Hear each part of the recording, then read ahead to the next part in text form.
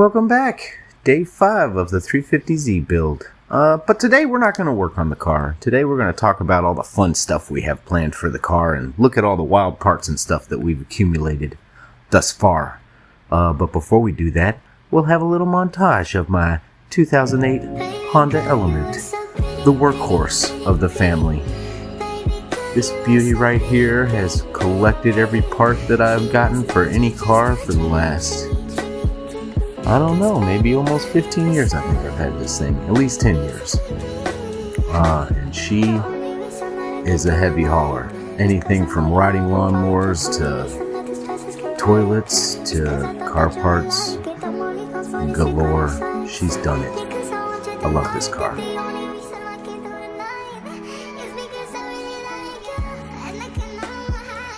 So pretty.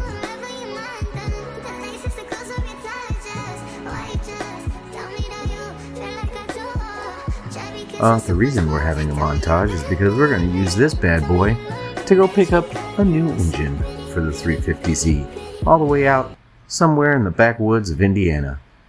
Cruising down the highway, we crossed some bridges. We went through some, oh, there's a tunnel. We went through some tunnels, bridge, miles of back roads of gravel and the back hills. It was scary for a second, but we made it to this dude's place, which I'm not recording, and there's the engine loading her up. A good old 6-liter LQ4, so LS family, but the iron block. Here we are pulling her on out of the old workhorse, just looking like a 6-liter engine. We'll get a little more into specifics on that when we start to get into all the other parts and stuff. But just so you know, we have an engine, and there it is. So pretty. Now we'll get it on the engine stand, which wasn't the most difficult thing I've ever done, but it certainly wasn't that fun. Get her all lined up on the engine stand, and she's on there. Bolts are cranking down. There you go. And now we'll get her all scooted off into the shop so we can start doing all kind of fun things with that. Next up on the list is the old C30, because we're going to take that big old beauty to go pick up the freaking wheels for this thing, which are absolutely gorgeous. So, little flatbed montage. So in the C30, that's another one I've rebuilt from like the ground up. It sat in the field for like 20 years and was a real treat to get put together, but we did. And now we're off to get some wheels. Traveling down the road to old Big O and loading up these beauties. Look at those things. We'll also get a little more in depth onto those whenever we get into doing the parts stuff. But we'll get them all strapped down, get back home, and get all these beauties unloaded. Look at those things.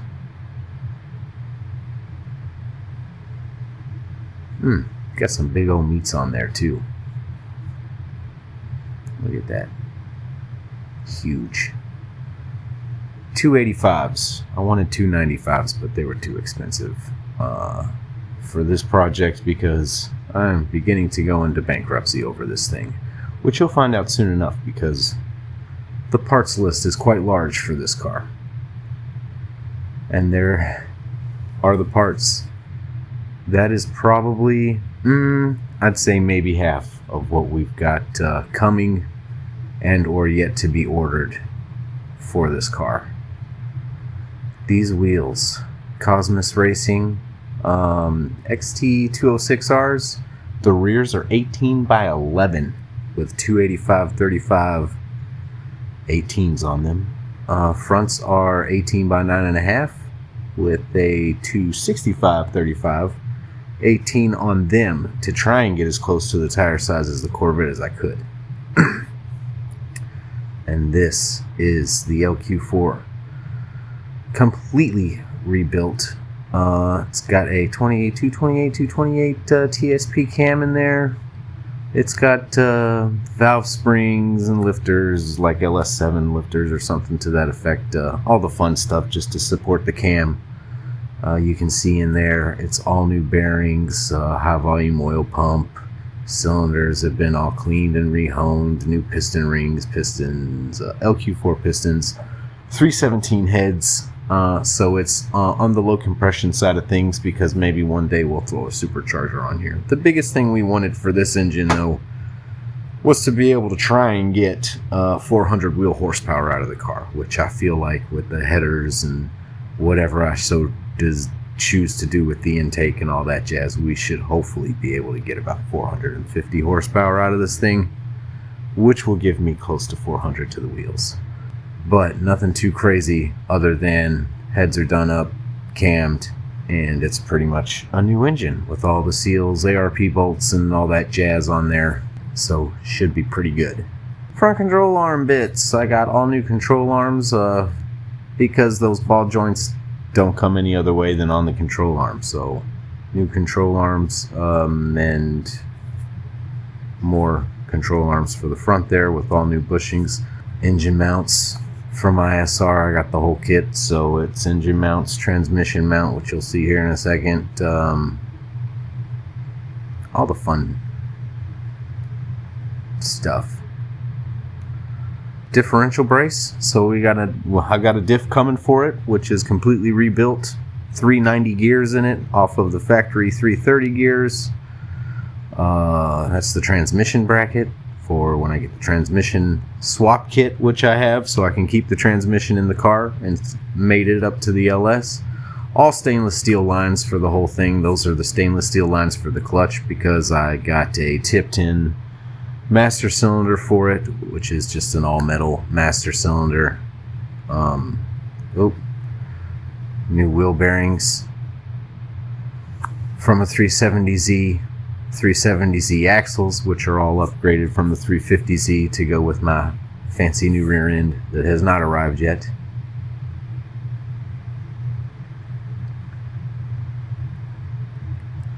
Water pump.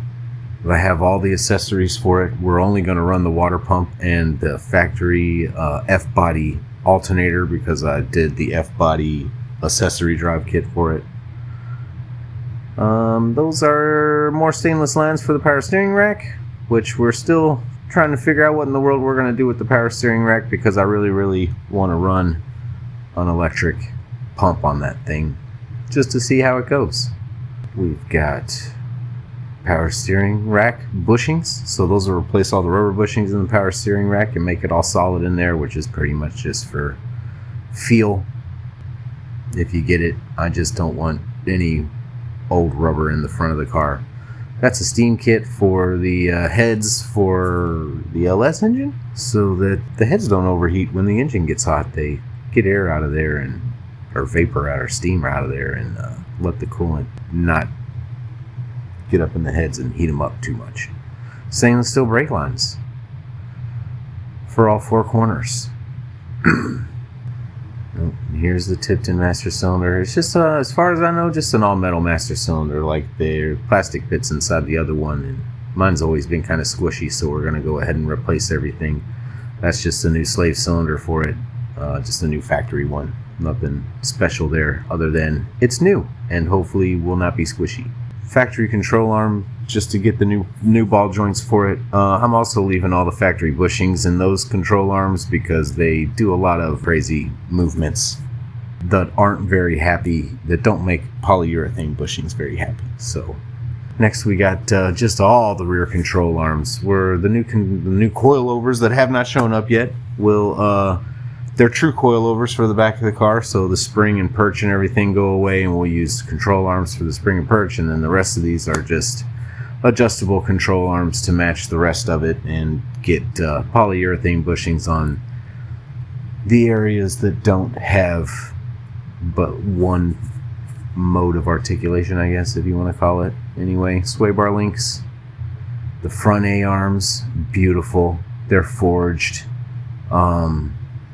So you know they're good if they're forged. And these are the only ones that are like relatively adjustable on the car, where you don't have to take the knuckles off to get your adjustments out of them. So those are kind of nice. We have oil cooler. This thing looks pretty serious. Low to me. I actually bought it for a previous car and never used it, so we're gonna make up some mounts and get that oil cooler cooking on this car. And one of my most favorite pieces, just because they look so cool and crazy, we've got boom long tube headers. These particular headers are ISR headers, and they will bolt to my existing 350Z exhaust, which is going to be insanely loud because the only thing on there with these long tube headers will be one resonator. So should be pretty loud and crazy, but those things are beautiful. And that's about it on the parts that I do have. So like I said, got coilovers coming, a whole built rear end coming. Still have to do one big thing, and that's figure out the intake and the engine management, whether I'm going to do an aftermarket or just do some type of HP tuners with the LS ECU and try to mate it up to the factory gauges or whatnot. But we'll see. We'll see. There's so much stuff to be done here that I've got some time. So until we meet again.